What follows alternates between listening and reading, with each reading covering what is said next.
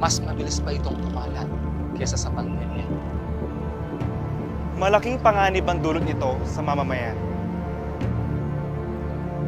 Lumilikha ito ng pagkalito at pangamba. Pekeng balita, Pekeng impormasyon. Sigurado ka ba na tama ang balitang napapanood mo? huwag maging biktima. Gaya ng COVID-19, sadyang delikado ang pagkalat ng mga maling impormasyon. Maging mapanuri at mapagmatsyag. Magsaliksik, Isaalang-alang ang kredibilidad ng pagkukunan ng impormasyon. piliin, Piliin. Piliin ang katotohanan.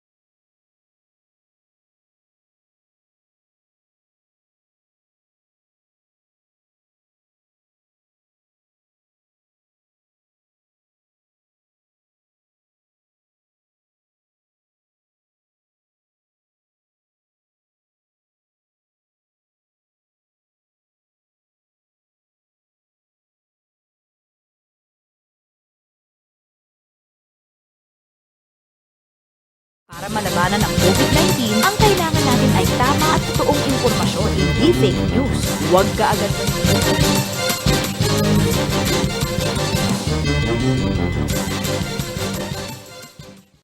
Nagbabalik ang CLTV News at sa iba pang mga naunang balita.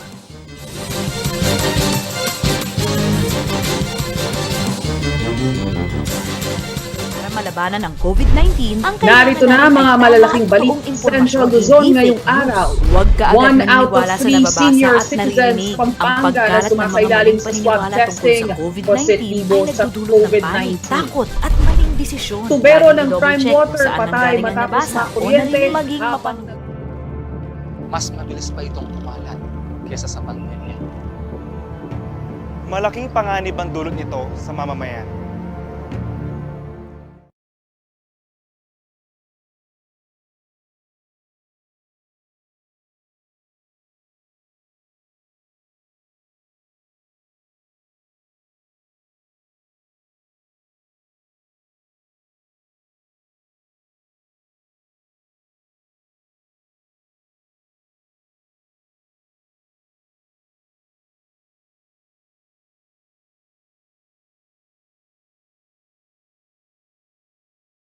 Para malabanan ang COVID-19, ang kailangan natin ay tama at totoong impormasyon, hindi fake news. Huwag ka agad maniniwala sa nababasa at naririnig. Ang pagkalat ng mga maling paniniwala tungkol sa COVID-19 ay nagdudulot ng panik, takot at maling desisyon. Laging i-double check kung saan nanggaling ang nabasa o narinig. Maging mapanuri at i-share lamang ang tamang impormasyon. Sa wastong pag-iingat, ang virus hindi kakalat. COVID-19, kayang-kaya nating tapusin.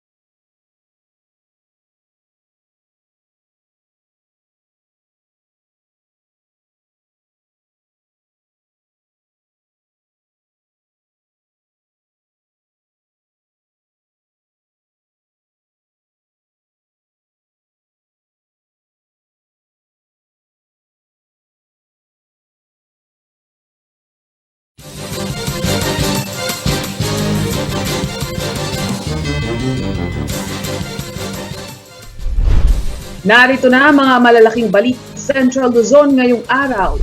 1 out of 3 senior citizens sa Pampanga na sumasailalim sa swab testing positibo sa COVID-19. Tubero ng Prime Water patay matapos makuryente habang nagkukumpuni ng tubo sa syudad ng San Fernando. LGU at utility service providers, wala nga bang koordinasyon? Bakuna kontra COVID-19 hindi pwedeng ilipat sa kaanak batay sa quick substitution list guidelines ng DOH. At 2 nutrition centers binuksan sa Tarlac City. Maya Pabengi, Pampanga, magandang gabi Central Luzon. Ako si Nicolette Henson Hizon. Narito na ang mga nangguna at ibutupang balita ng CLTV News. Itinaalarma ng Pampanga Provincial Government ang pagkakaroon ng mataas na kaso ng COVID-19 positive sa hanay ng mga senior citizen. Isa kasi sa kada 3 nakatatanda na sumasailalim sa swab testing ay nagpupositibo. Sa kabilang banda, pinuna ng Provincial IATF ang naging magulong sistema sa COVID-19 vaccination ng mga senior citizen sa syudad ng San Fernando. Narito ang report ni Rainiel Pawid. Every 3 isa-swab natin, isa positive po. Sa latest public address ni Pampanga Governor Delta Pineda, binigyang diin niya ang nakababahalang kondisyon ng mga senior citizen sa lalawigan. Isa sa kada 3 nakatatandang sumasailalim sa swab testing ang nagpo-positibo sa COVID-19. Kaya naman patuloy niyang hinihikayat ang mga kasama sa bahay ng mga senior citizen na i-monitor ang sitwasyon ng mga nakatatanda. Sa oras na makaramdam umano ng sintomas ang mga ito, agad na silang dalhin sa mga itinakdang municipal swabbing center. Obligado po kayong servisyan ng mga barangay official natin, mga barangay service natin para dalhin sa municipal swabbing station natin para iswab po kagad ang mga nakakatanda natin. Wala ho kayong babayaran, nililinaw ko po sa inyo. Ongoing din ang COVID vaccination sa bawat syudad at munisipalidad ng Pampanga para sa mga senior citizen na bahagi ng priority list. Ang pagpapabakuna ang pinakamabisang panlaban sa nakamamatay na coronavirus. Ayon sa Department of Health, hindi man garantisadong hindi mahahawaan, subalit tiyak na hindi aabot sa kritikal na kondisyon sa oras na dapuan ng COVID-19. Kaya naman sa kabila ng kanilang agam-agam sa pagiging epektibo ng vaccines, ang ilang kabalan senior citizens nagpabakuna na rin. Para ma-protect siya na yan. Sarili ko. Para maiwasan yung magka-COVID. Parang nakakatakot kasi yung sakit na yun, nakakahawa. Noong Martes, May 11, inamin ni Pampanga Provincial Health Office OIC Dr. Zenon Ponce na bagamat nasa A2 category o senior citizen pa lamang ang rollout ng bakuna sa lalawigan, may ilang mga nasa A3 at ibang kategorya pa ang binigyan na rin ng bakuna dahil hindi raw po pwedeng ibigay ang bakuna ng Sinovac sa mga senior citizen. Pero sa April 7 bulletin ng Department of Health, sinabi nitong pinapayagan na ang pagpapabakuna ng Sinovac sa mga nakatatanda basta mayroong masusing assessment ng kanilang kalagayan. Samantala, dismayado rin si Pineda sa naging aberya sa COVID-19 vaccination ng mga senior citizens sa City of San Fernando. Nagkagulo kasi sa pila ang mga nakatatanda habang nasa labas ng vaccination area. Kaya naman pakiusap ng Provincial IATF. Ayoko na makikita ulit sa nangyari nung isang araw na nakita ko. Scheduling lang po ang kailangan. Abisuhan niyo lang po ang barangay official. Dahil sila rin naman ho magdadala ng mga senior citizen na yan. Sila rin ho mag-guide sa vaccination area na yan. Ayon sa May 14 COVID-19 tally ng DOH, 18,421 na ang confirmed cases sa Pampanga. 1,335 ang aktibong kaso, 580 ang namatay at 16,506 ang recovered. Rainiel Pawid, CLTV News. Dead on arrival sa Jose B. Lingad Memorial General Hospital ang isang tubero ng Prime Water sa syudad ng San Fernando, Pampanga matapos makuryente sa kinukumpuning tubo na may tagas sa isang creek.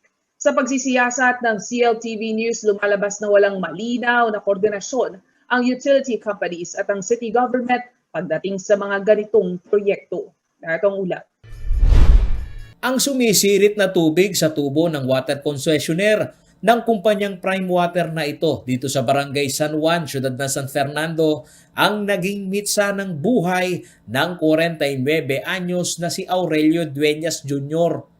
nakuryente siya ng mataas na boltahe nang kumpunihin ang maliit na tubo noong 3:00 ng hapon ng May 16, 2021. Kwento ng kanyang kasamahan sa trabaho, rumesponde sila sa tawag ng parokyano ng kumpanya upang tugunan ang may leak na tubo. Ngunit sa hindi inaasahan, pumunta po kami dun sa portion na may leakage. Yung pong kasama ko, siya pong bumaba doon sa may creek. Pag-step po niya doon, wala po siyang naramdaman na kuryente. And then, nung pumunta na po siya doon sa may portion na may leakage, bigla po siyang natumba na yuko. Akala ko po na-atake lang. And then, nung try ko pong ilip yung katawan niya, nakaramdam po ako ng ground. katakataka umano na hindi lamang tubig ang umaagos sa linya ng tubo, kundi pati na kuryente. Kaya kahit na desperado nilang isalba ang nooy nag-aagaw buhay na si Mang Aurelio, pati ang mga sumaklolo ay kinapitan din umano ng matinding trauma dahil sa lakas ng boltahe ng kuryente. Umingi ako ng tulong dun sa mga dumadaan ng mga tao. Sila rin po, nag-ground po sila kaya natakot din po sila. Kaya nahinto po kami sa paglilip sa kanya. Ayon kay Gilberto, misteryo sa kanila kung papaano nagkaroon ng mataas na boltahe ng kuryente sa tumatagas na tubo. Wala pong kabling nakalagay doon. Tubo lang po kaya po hindi kami nag-expect na may kuryente doon kasi open area po yung lugar na yun. Apela ni Prime Water City of San Fernando Branch Manager Engineer John Canlas, sana raw ay magkaroon ng hazard zone ang City Engineering Office sa mga bukas na kanal o creek upang hindi makompromiso ang buhay ng mga utility workers. On our part, sir, kasi gusto lang po sana namin na upon coordination sa mga agencies involved nga po, karoon po tayo ng mga hazard warnings sa mga lugar na posibleng pangyarihan ng mga aksidenteng ganito. Hindi lang po sa kuryente, hindi lang po sa tubig, even sa mga daan like mga butas, mga manholes, ganun po, para mas ma-ensure din po natin ang safety ng lahat po ng mga utility workers natin, hindi lang po sa tubig, maging sa kuryente, maging po yung mga sa DPWH, lahat po ng mga workers natin na nasa field. Sa inisyal na investigasyon ng Prime Water, hindi major line ng supply ng tubig ang tumatagas na tubo na kanilang nirespondihan para ayusin. Dahil ongoing pa rin ang investigasyon kung saan nanggaling ang grounded na kuryente sa tubo, hanggang ngayon ay hindi nila maiayos ang nasirang linya ng tubig. Sa ngayon po, wala po hindi pa po namin ma-repair yung linya until such time na masigurado po namin na patay na po or wala na pong kuryenteng dumadaloy doon. Bagamat wala pang kinumpirmang sagot si City Engineer Anel David sa sanhi ng pagkakuryente ni Mang Aurelio, sinabi niya na sa insidenteng ito, maliit man o malaking proyekto na maintenance service ng mga utility company ay kailangang magkaroon ng koordinasyon sa kanilang tanggapan. In this case, parang maliit, siguro kapag maliit na project, hindi lang pinadaan sa akin. Pero yun siguro dapat gawin, ayusin ang coordination ng mga utilities sa LGU para hindi maulit ang ganitong instance. And nakakalungkot talagang isipin sa nangyari ngayon, meron nawalang buhay.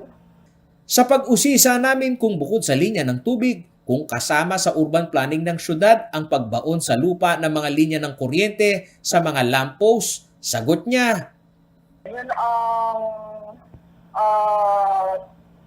parang direction natin na magkaroon tayo ng mga underground cabling. Una-una kasi, yun ang pinaka-safe when it comes to kapag may bagyo. Sinabi ni Engineer David na kasalukuyan na rin nilang idinudulog sa konseho ng siyudad ng San Fernando na bumalangkas ng ordinansang magre-regulate sa mga ginagawang proyekto ng mga utility companies na kailangang tumalima alinsunod sa urban planning ng siyudad. Ang dami na kasi talagang pinapasok na linya, kanya-kanyang pasok, kanya-kanyang daanan, pero isang area lang ang hinuhukay. And there's no clear coordination sa office. Sa pagsadya ng CLTV News sa lugar na aktuhan namin, naabala ang San Fernando Electric Light and Power Company o SFELAPCO na isinasaayos ang koneksyon ng lamppost sa lugar. Bukas ang creek at puno ng basura at kapansin-pansin ang pagtagas ng tubo na sinasabing kinapitan ng nakuryenteng si Mang Aurelio. Nakipag-ugnayan ng CLTV News sa pamunuan ng SFELAPCO. Tumanggi itong magbigay ng pahayag dahil ang Prime Water umano ang kailangang magpaliwanag nito at handa naman silang makiisa sa ginagawang investigasyon. Sa panig ng pamilya ni Mang Aurelio, ano man ang resulta ng investigasyon, hindi na maibabalik ang buhay ng naaksidenteng kaanak. Hiling nila ang makatarungang kompensasyon, lalo't bago pa umano pumanaw ang kaanak ay baon na sila sa utang dahil sa naging medikal na kondisyon ng namayapa.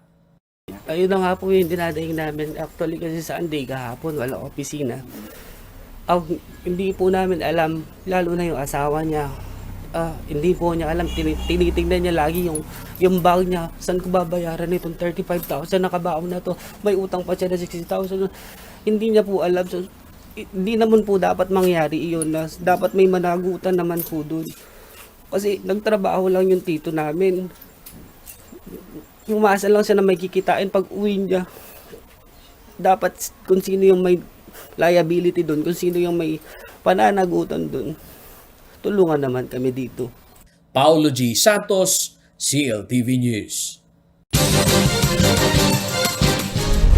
Sa pagbabalik ng CL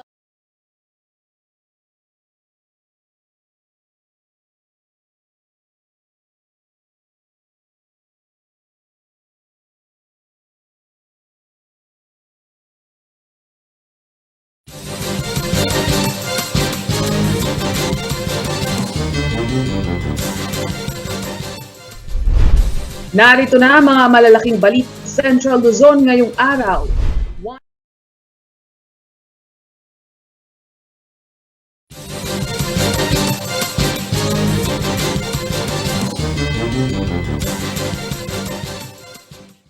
Nagbabalik ang CLTV News at sa iba pang mga naunang balita.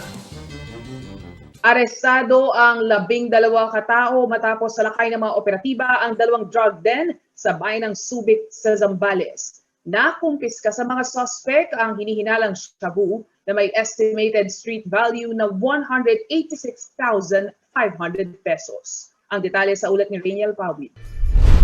Sinalakay ng mga operatiba ng Philippine Drug Enforcement Agency at ng mga pulis ang 2 drug den sa magkahiwalay na drug buy-bust operation sa bayan ng Subic sa Zambales nitong linggo. Sa unang operasyon sa barangay Matain, huli ang 7 sospek at nakuha sa kanila ang hinihinalang shabu na nasa 81,500 pesos ang halaga. Kinilala ang mga sospek na sina Felix Predas, Loida Predas, Rico Mamaril, Joan Diaz, Reni Sapno, Nino Carias at Crisanto Padilla. Sa kasunod na operasyon sa barangay Kalapakuan kung saan 5 sospek naman ang naaresto, nakuha sa mga sospek ang shabu na may estimated street value na 105,000 pesos. Arestado rin ang mga sospek na sina Benjamin Cruz, Elmer Baiz, Rex Soriano, Emmanuel Reyes at Marvin Toralba. Kinasuhan na ng paglabag sa Comprehensive Dangerous Drugs Act of 2002 ang 12 sospek na nahuli. Rainiel Pawid, CLTV News. Paalala ng DOH sa lahat na magpapabakuna o mga nasa listahan ng mga babakunahan, hindi po personal na pag-aari ng isang benepisyaryo ang COVID-19 vaccine kung saan maaaring ilipat sa inyong mga kaanak na hindi naman pasok sa priority eligible group. Narito ang detalye mula kay Paulo G. Santos. Paulo G. Nicolette, ang Quick Substitution List o QSL ay parte ng programa ng vaccination rollout ng gobyerno na kailangang mailagay sa sistema ng mga lokal na pamahalaan dito sa Central Luzon. Ayon na rin kay DOH Central Luzon Director Corazon Flores. Unang punto dito, Nicolette, hindi nga personal o pag-aari ng isang benepisyaryo ang bakuna na may karapatan itong ipamigay sa kanyang kaanak o sino mang gustong bigyan na wala dito sa priority eligible group framework ng DOH. Ang protocol umano dito ayon kay DOH Central Luzon Director Flores, kada schedule ng inoculation day ay mayroong QSL list itong mga vaccination sites. Paraan ito upang makuha ang targeted number per day na sasailalim sa pagbabakuna. Sa protocol, bago pa tumawid sa ibang priority eligible group, kailangan munang may basbas ng DOH. Sa sitwasyon ngayon na ang schedule ng inoculation ay sa mga A2 o senior citizen, hindi maaaring ibigay sa ibang sektor ang bakuna sakaling magkaroon ng aberya ang isang benepisyaryo. Yan ay kung issue man ito ng kanyang kalusugan, tumaas ang BP o kahit ano pa yan, Nicolette, no? O di naman kaya ay biglang pag-iba ng isip ng benepisyaryo. Ang QSL ay naisamang estratehiya ito ng DOH upang hindi masayang umano ang mga nabuksan na vials ng bakuna at mapabilis ang rollout nito.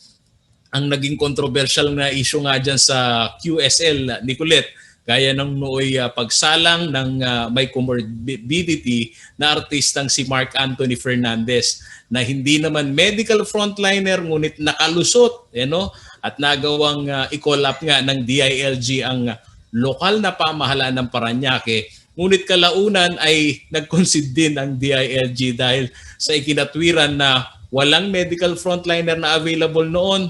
Kaya eksakto namang andyan itong si Mark Anthony, kaya naisingit siya. Pero nililinaw ngayon ng DOH sa pag-roll out ng bakuna dito sa mga senior citizen, hindi raw po pwede na ililipat sa malapit na kaanak itong tatanggaping bakuna. Nicolette. Maraming salamat, Paulo G. Santos, nag-uulat.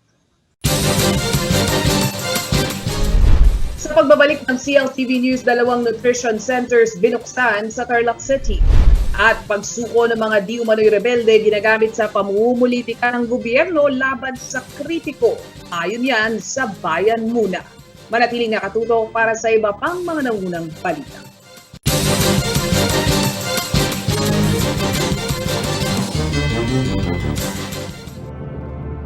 Mas mabilis pa itong kumalat kesa sa pandemya. Malaking panganib ang dulot nito sa mamamayan. Lumilikha ito ng pagkalito at pangamba. Pekeng balita. Pekeng impormasyon. Sigurado ka ba na tama ang balitang napapanood mo? Huwag maging biktima. Gaya ng COVID-19, sadyang delikado ang pagkalat ng mga maling impormasyon. Maging mapanuri at mapagmatsyag. Magsaliksik. Isaalang-alang ang kredibilidad ng pagkukunan ng impormasyon. Piliin. Piliin ang katotohanan.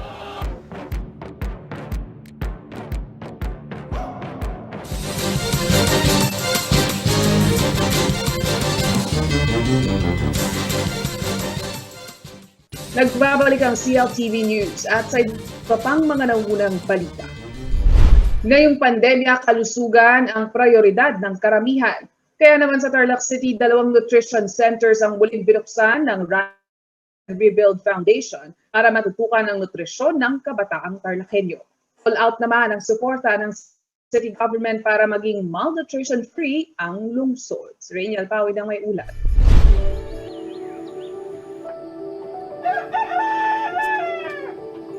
For this family, the day often begins. Kada araw 75 batang Pilipino ang namamatay dahil sa malnutrisyon. 27 sa kada 1,000 batang Pilipino rin ang hindi na umaabot ng 5 taon dahil sa kakulangan ng tamang pagkain. Kaya naman ang Tarlac City Government buo ang suporta at pakikipagtulungan sa Rise and Rebuild Foundation para sa pagbubukas ng 2 nutrition centers sa lungsod. Ang bagong nutrition centers ay matatagpuan sa Batang-Batang Integrated School at Maliwalo Central Elementary School. Magsisilbing nutrition hub ng mga batang Tarlacenyo ang mga naturang pasilidad. Dito iimbak at ihahain ang masusustansyang pagkain na ipamamahagi sa mga mag-aaral. Ngunit dahil pandemya at walang face-to-face classes, iba ang magiging sistema ng distribusyon ng healthy food packs. Binibigay po namin ito sa aming mga estudyante kasabay po ng kanilang modules. Layon ng Rise and Rebuild Foundation na mapanatiling malusog ang mga bata lalo na ngayong may kinahaharap na health crisis ang bansa dahil sa COVID-19 pandemic. Malnutrition actually, it attributes sa pagkakaroon ng sakit. Now, hindi natin ma-afford na mag-down yung immune system natin, especially at this time. Kasi it would mean na mas madali tayong makapitan ng sakit. Buo naman ang suporta ni Tarlac City Mayor Christy Angeles sa layunin ng Rise and Rebuild Foundation. Tiniyak ng alkalde na maglalaan ng pondo ang city government para sa pagtulong sa konstruksyon ng mga greenhouse na siyang pagtataniman ng samot-saring prutas at gulay. We're very thankful. Nandyan ang Rise and Rebuild International Foundation na nandito in our midst, tumutulong po, nagpapatayo ng mga nutrition centers para sa ating mga estudyante, and at the same time, they provide greenhouses na kung saan regularly ang mga gulay na produce nila, organic vegetable.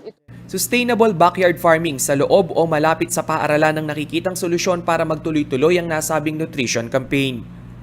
Until next year, productive na ito mga greenhouses natin ito. Wag lamang po tayong, sana matapos na yung ating pandemya para mas ma-full blast pa po natin ang mga greenhouses na ito, production ng ating mga nutritious vegetables for our children. Plansyado na rin ang post-pandemic plan para sa operasyon ng nutrition center sa oras na balik eskwela ng mga bata. Subalit ang city government target na maging malnutrition-free community ang buong syudad sa lalong madaling panahon. Pagka pwede na ang face-to-face schooling, ang mga bata po igagather sa nutrition center para regularly bibigyan po sila ng mga nutritious na pagkain. This is one way where they are addressing malnutrition in our city. Sa kasalukuyan, mayroon ng 9 na nutrition center sa buong Tarlac City. Maliban sa masustansyang pagkain, nagbibigay rin ng trabaho para sa ilan nating kababayan ang Rise and Rebuild Foundation. Higit 150 katao ang nangangalaga sa 3 garden centers ng foundation. Ito'y matatagpuan sa Tarlac na may lawak na 14 acres, 16-acre land sa Leyte at 25 acres naman ang sa Cebu. Rainiel Pawid, CLTV News. Sa iba pang balita, binatikos ni dating Bayan Muna representative at human rights lawyer na si Attorney Nery Colmenares ang ginagawang kampanya ngayon ng Task Force to End Local Communist Armed Insurgency o NTF-ECLAC na di umano'y staged surrender na idinadawit ang kanilang hanay. Ayon sa dating mambabatas, paraan na ito ng pamumulitika ng administrasyon. Narito ang exclusive report ni Paulo G. Santos. Aminadong may kaba na sa dibdib si dating Bayan Muna Representative Attorney Nery Colmenares ng eksklusibong makapanayam ng CLTV News kasabay ng kanyang paghahayag na laganap ang stage o gawa-gawang pagpapasuko ng mga rebelde ng National Task Force to End Local Communist Armed Insurgency o NTC-ECLAC. Hindi naman tayo Superman, diba? Siyempre nangangamba rin tayo. Kasi dangerous naman talaga ang gobyernong ito. Kailangan sometimes, kailangan mong gawin ang prinsipyo lang naman ang laban dito eh. Hindi ako nagkiklaim na kasing tapang ako ni President Duterte. Pero kailangan kong gawin yung aking ginagawa dahil tingin ko tama ito. Punto ni Colmenares, isa sa hakbang ngayon ng gobyerno ang pasamain ang imahe ng kanyang mga kritiko. At tila lahat ng mga di umano'y sumusuko ay iniuugnay sa kanilang samahan na isa na dito ay ang nangyari sa Bulacan noong April 30 na di umano'y sumukong kadamay at Bayan Muna members. Well, based sa reports, nandun yung marami mga tao doon na nagkiklaim na NPA sila. Tapos, strangely, nadadagdag na mga bayan muna sila or kadamay or something na hindi siyempre namin kilala. Kataka-taka rin umano kung nooy ang mga sumusuko ay may armas na ipinipresenta sa media, ang hanay ng mga sinasabing nagbalik loob sa gobyerno ay hindi na armado. Pangalawa, dati-rati, pag may mga surrenderin na NPA, di ba? Parang NPA, bumaba sila, may armas na isa-surrender, tapos wala namang sinasabi kung member sila ng Bayan Muna o Liberal Party o ano pa man. Ito ngayon, parang wala na ngang armas na sinusurrender. Tapos magsasalita lang na NPA ako, CPP ako, member ako ng Bayan Muna. Parang nadudugtong na yon. Sa panig ng dating mambabatas at kilalang kritiko ng Pangulong Duterte, huwag umano sanang gamiting estratehiya ito ngayong eleksyon na pagpapasama sa mga pumupuna sa gobyerno. Samantala, sinikap ng CLTV News na makapanayam si NTF Media Bureau Chief at Presidential Communications Undersecretary Joel Ebco sa puna ni Colmenares sa di umano'y stage na surrendery. Sagot niya, hindi umano pamumulitika ang pagharap ng mga surrendery na nagbabalik loob. Hindi po totoo yan. In fact, ang dapat pag-usapan dito, hindi lang yung sa konteksto ng sinasabing pagsuko, no? Or pag-renounce ng mga kababayan natin na natauhan na doon sa kanilang mga sinapiang mga front organizations, no? Ang katotohanan po niyan, ang hindi sinasabi nila Atty. Colmenares ay libo-libo na po, no, sa buong Pilipinas ang sumuko, mga nagsisuko ng mga dating komunistang terorista. Buwelta ni Egco, huwag gawing technical ang usapin ng pagsuko o pagbabalik loob ng mga rebelde na komo walang armas ay dapat paghinalaan na. We should not fix ourselves on definition of terms, Di ba? Sinabing surrender, ano ba ibig niya sabihin? Wala naman daw baril na dinala. Ang sinusurrender po rito ay yung kanilang maaring underground persona.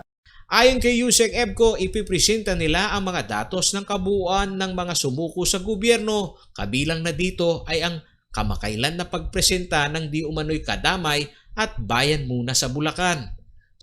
Samantala, patuloy ang pagkikipag-ugnayan ng CLTV News sa Provincial Director ng PNP sa Bulacan na si Police Lieutenant Colonel Lawrence Kahipe para sa naging koordinasyon ng NTF. Kinumpirma niya ang naturang programa ng pagsuko, ngunit tumanggi muna itong magbigay ng pahayag. Paulo G. Santos, CLTV News.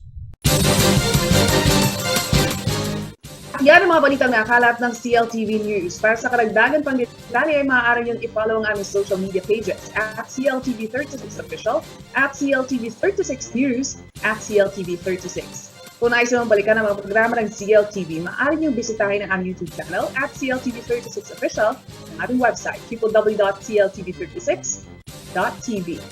Kasama ang buong puwersa ng CLTV News and Current Affairs. Ako si Nicolette Henson Quizon. Maraming salamat at magandang gabi.